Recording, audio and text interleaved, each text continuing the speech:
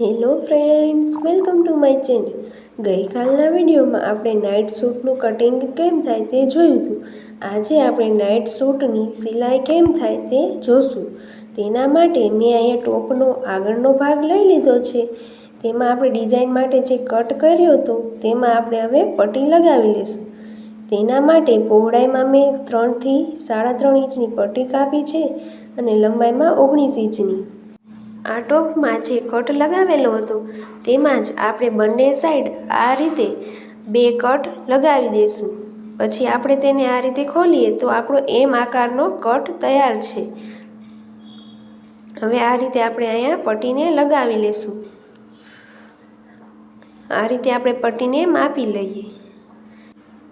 સિલાઈ કરતાં આપણી પટ્ટી વધશે તેને આપણે પછી કટિંગ કરી લઈશું. હવે આપણે પહેલાં સિલાઈ લગાવી લઈએ.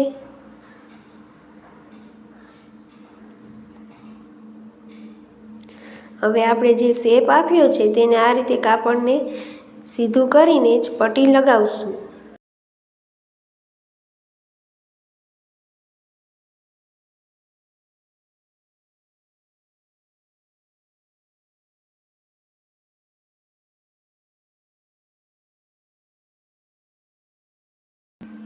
પટ્ટી લગાવાઈ ગઈ છે. હવે આ વધારાના કાપડને આપણે કટિંગ કરી લઈશું. હવે ઉપરથી આપણે 3 ઇંચ સુધી પટ્ટીને ખુલ્લી રાખવાની છે. 3 ઇંચ પછી આપણે પટ્ટીમાં સિલાઈ લગાવી લઈશું. આ રીતે આપણે સિલાઈ લગાવી લઈશું. આપણો શેપ છે જેમાં પાછળના ભાગની પટ્ટીને આ રીતે અંદર જવા દેવાની છે અને ઉપર આપણો ખૂણા જેવો શેપ આપીને આપણે સિલાઈ લગાવી લઈશું.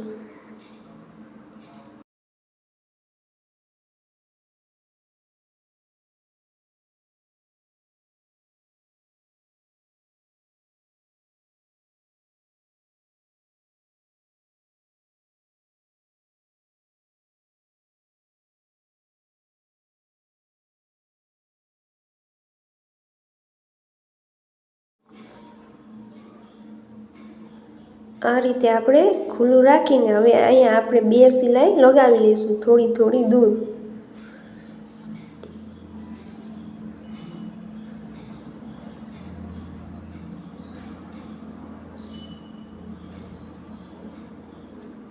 આ રીતે આપણી પટ્ટી લગાવાઈ ગઈ છે. આ 2 સિલાઈ પણ આપણે લગાવી દીધી. આપણો આગળનો ભાગ તૈયાર છે. હવે આપણે પાછળનો ભાગને જોઈન્ટ કરી દઈએ. શોલ્ડર પર સિલાઈ લગાવી દઈએ. શોલ્ડર લગાવાઈ ગયા છે. હવે આપણે ફરતે કોલર માપી લઈશું.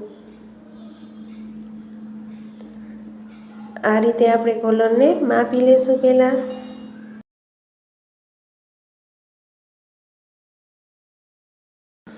10.5 ઇંચ આપણે કોલરનું માપ આવે છે. તો આપણે આ રીતે પટ્ટી લીધી છે મેં, એમાં 10.5નું ડબલ આપણે 21 ઇંચની પટ્ટીનું કટિંગ કરશું.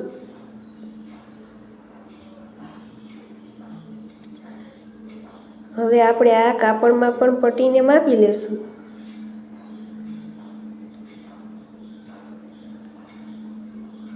હવે આપણે કાપડ લીધું છે જેની પહોળાઈ 4 ઇંચ કે 3.5 ઇંચ આપણે લઈ શકીએ છીએ.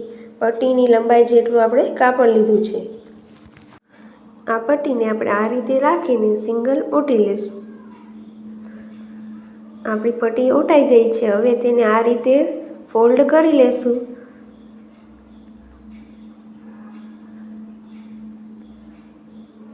બંને ખૂણા પર ખાલી સિલાઈ લગાવી લઈશું.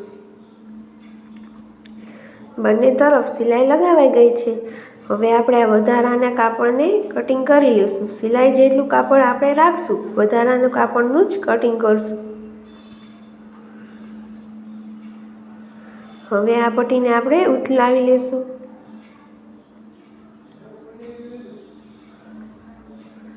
આ પટ્ટીને આપણે ઉથલાવીને આ રીતે આપણે ડબલ વળું કરીને તેમાં એક કટ લગાવી લઈશું.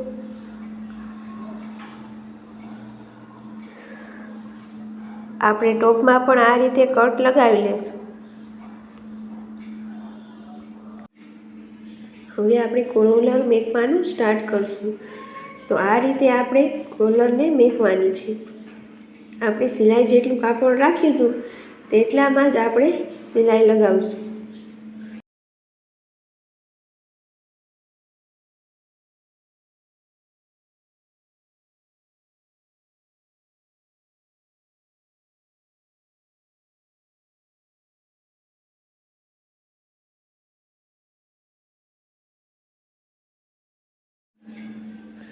હવે આ કાપડની સિલાઈને આપણે આ રીતે અંદર જવા દઈશું અને હજી એક આમાં સિલાઈ લગાવી લઈશું.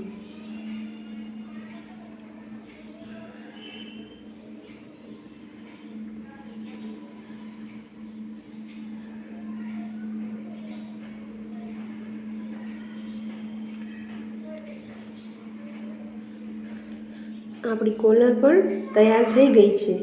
હવે આપણે સ્લીવ લગાવશું. પહેલાં આપણે અડધો ઇંચ પછી 1 ઇંચ પટ્ટીને વાળીને આપણે સિલાઈ લગાવી લઈશું.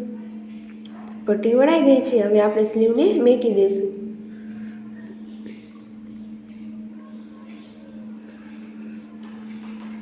સિલાઈ લગાવાઈ ગઈ છે. હવે નીચેની તરફથી આપણે 5 ઇંચ પર આ રીતે માર્ક કરીને ટોપને ફરતે સિલાઈ લગાવી લઈશું. પછી નીચે આપણે આ રીતે પટ્ટી વાળી દઈશું. પહેલાં આપણે સિલાઈ લગાવી લઈશું.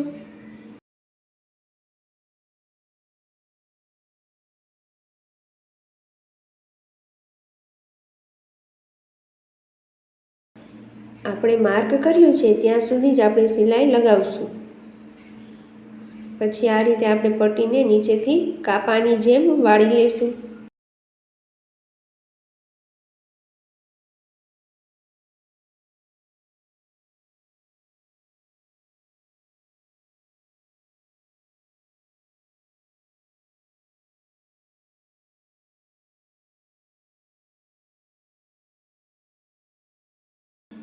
આપણી પટ્ટી ઓટાઈ ગઈ છે. હવે નીચે પણ આપણે આ જ રીતે પટ્ટીને 2 વળી ફોલ્ડ કરીને વાળી લઈશું.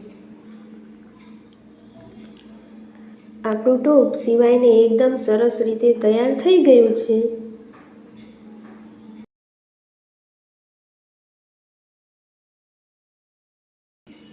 હવે આપણે તેના પેન્ટ કે પ્લાઝાનું સિલાઈ કરશું.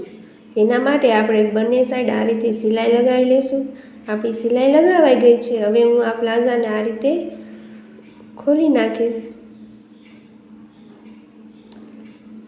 હવે આપણે નીચેની તરફ પહેલાં અડધો ઇંચ પછી 1 ઇંચ એમ 1.5 ઇંચની પટ્ટી વાળશું. ઉપર પણ પહેલાં આપણે અડધો ઇંચ પછી 1 ઇંચ એમ 1.5 ઇંચની પટ્ટી વાળી દઈશું. 1 ઇંચ આપણું ખુલ્લું રાખશું જેમાં આપણે બેલ્ટ નાખવા માટે. પટ્ટી આપણી હવે વળી ગઈ છે. હવે આપણે આમાં સિલાઈ લગાવી લઈશું. સિલાઈ લગાવાઈ ગઈ છે. હવે આપણે આમાં બેલ્ટ નાખશું. તો આપણી જેટલી કમર હોય તેના કરતાં 2 ઇંચ ઓછું આપણે બેલ્ટ નાખવાનું છે. તો મારી કમર 30ની છે તો તેમાં 2 ઇંચ ઓછું 28નું હું બેલ્ટ કાપીશ. એમાં પિન લગાવીને આ રીતે આપણે બેલ્ટને નાખી દઈશું.